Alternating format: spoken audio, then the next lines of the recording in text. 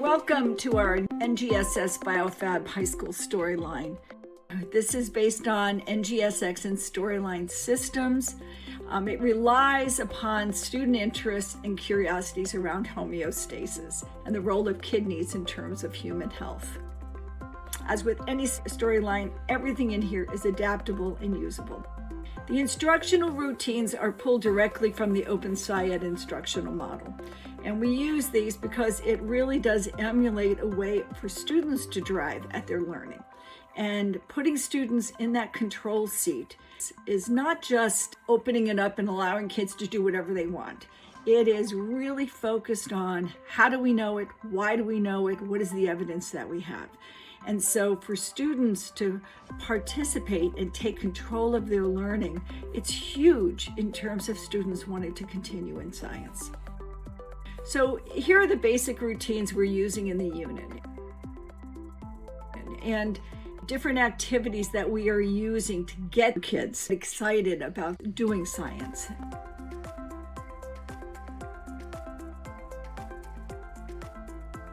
This BioFab unit can easily be adapted for asynchronous work by students.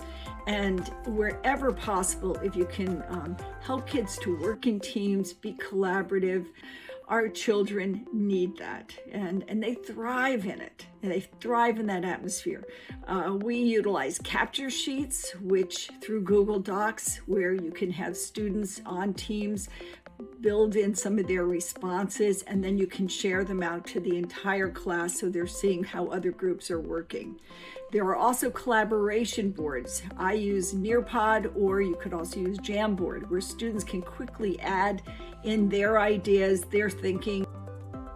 Data science is becoming increasingly important in our society. So we did include the ability to assess data. To communicate about data, to use data is another avenue for math integration within your classroom, and also creative communication, which is really important for kids. And then we come back to what is current science doing to the quality and extension of our lives. And this is a huge piece for the biofab industry. We have interviewed over 20 biofab scientists, engineers, technicians, all different levels. These resources are all web accessible, and I'm also including a link here for students investigating contemporary topics because they are much more exciting than some of the settled science. So let me take you through the storyline.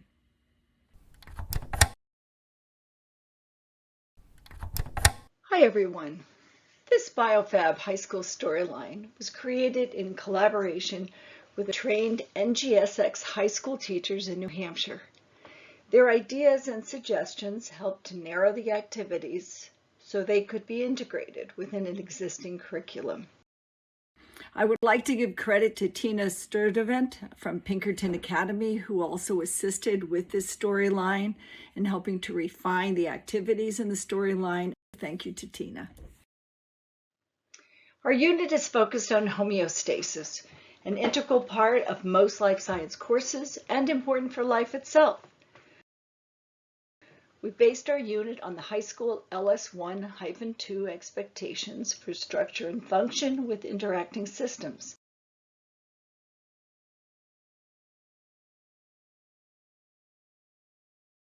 We included the modeling of the kidneys and their function and expanded student thinking from dialysis and transplants to consider more personalized cell therapies. The unit was designed around the 5 classroom routines and is based upon the Next Gen Storyline project, which is used also in the Open SciEd instructional model. In our meetings, our teachers brought forward a number of considerations that we should focus on in creating this unit. Number 1 was to follow the middle level storyline, advancing structure and function from limb regeneration to organs and homeostasis. Secondly, the focus on organ loss can be personally relevant for many high school students as they are getting their driver's licenses and they might be considering organ donation. The ELA standards emphasize communication with different audiences, persuasive writing, and putting together sound arguments. These standards can be further emphasized in the science classroom.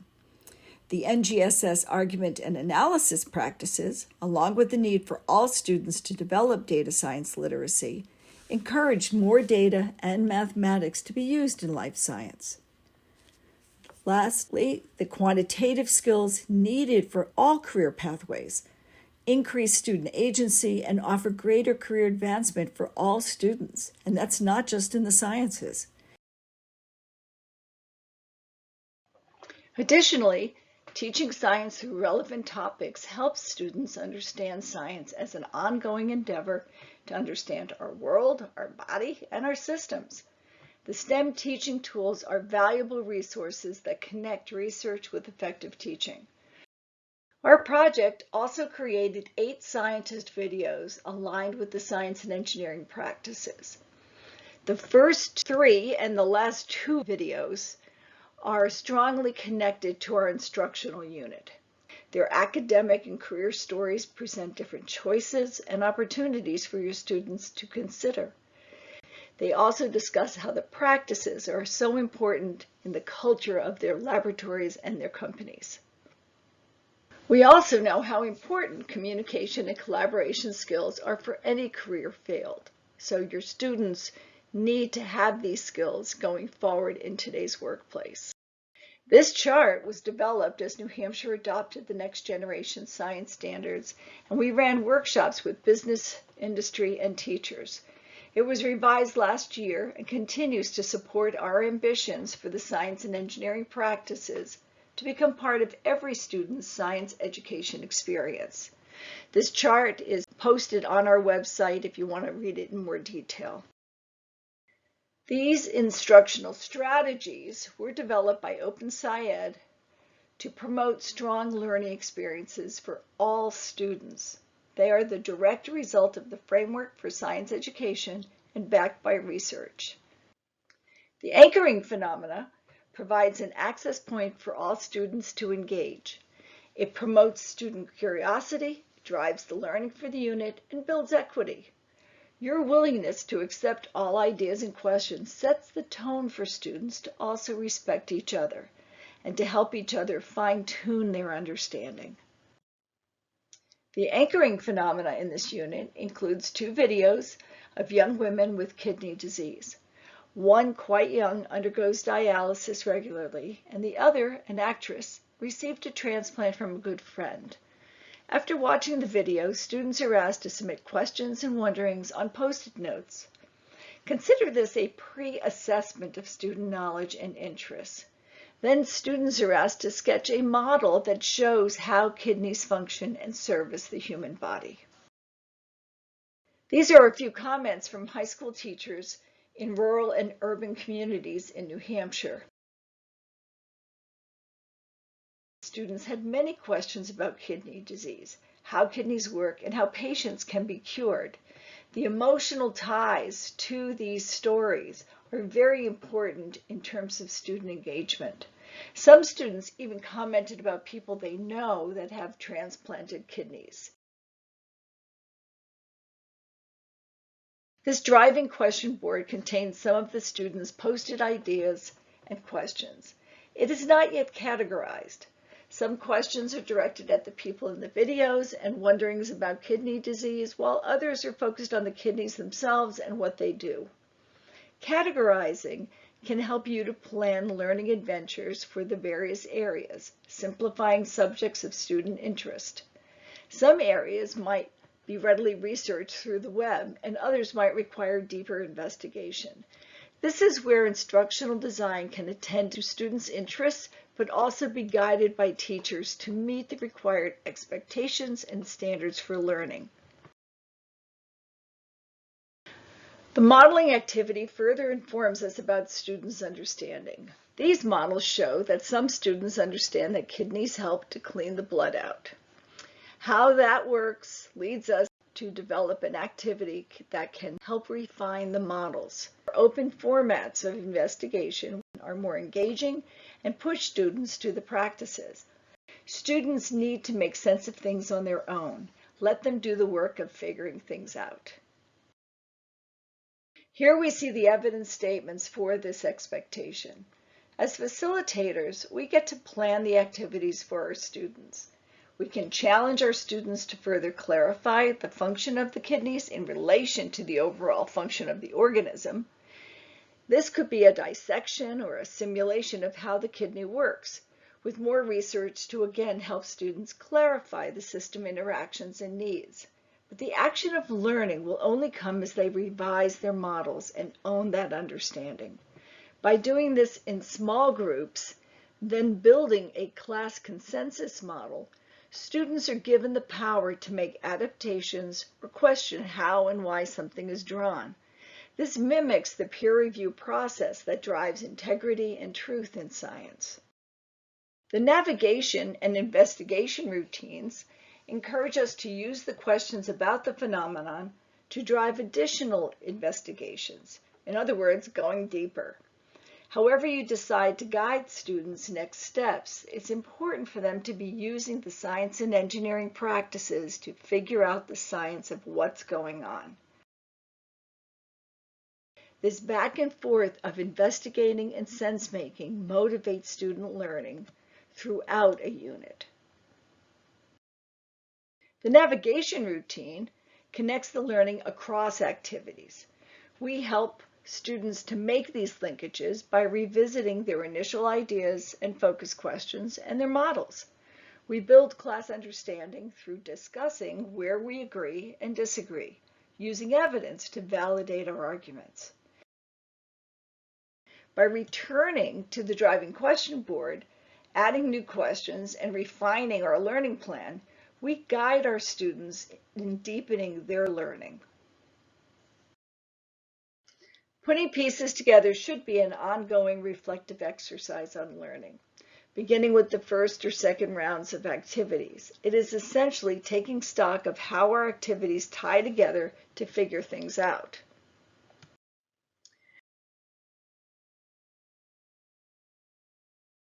Putting pieces together relies on everything done before. Any consensus model discussions will raise what was learned and how it fits.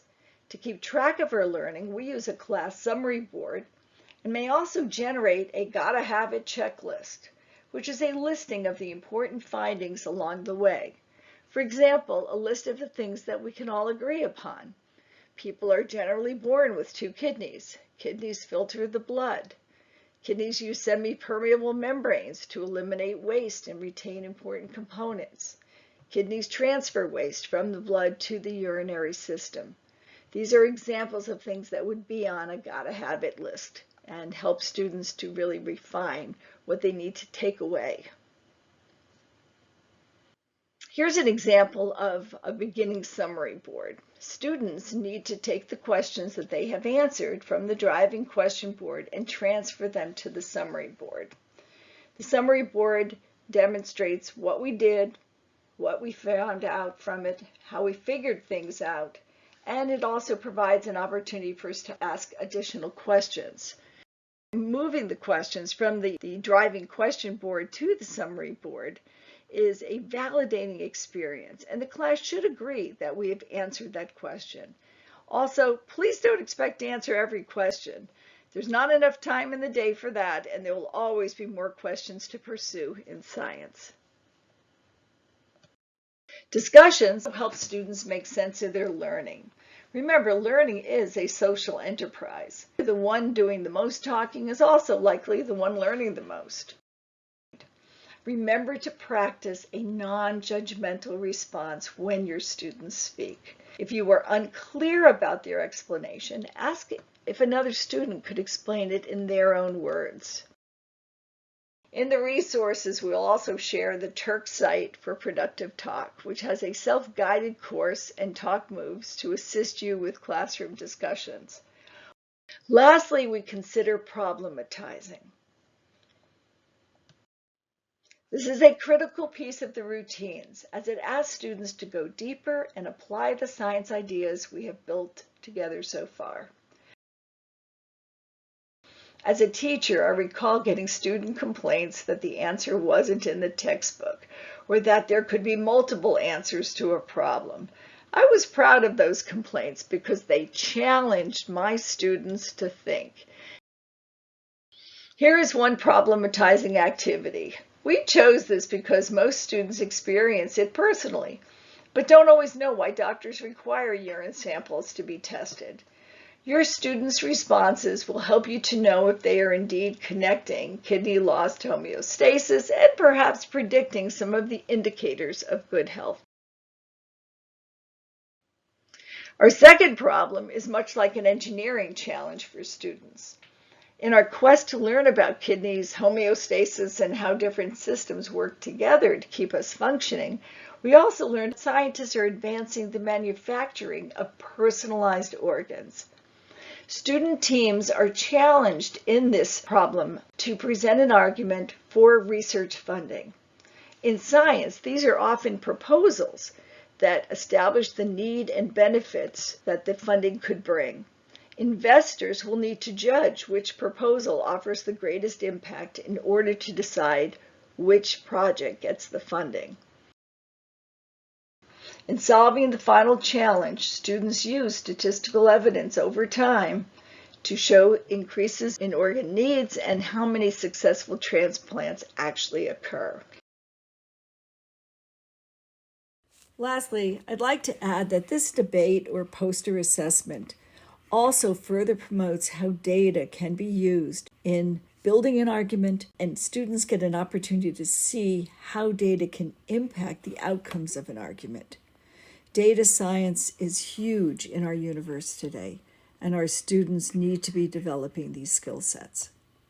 The high school math standards look for relationships between variables. By pushing our students to use quantitative data in their arguments, that will get them to not only consider how to show relationships like supply and demand for organs, but they can see how impactful numerical data is on people.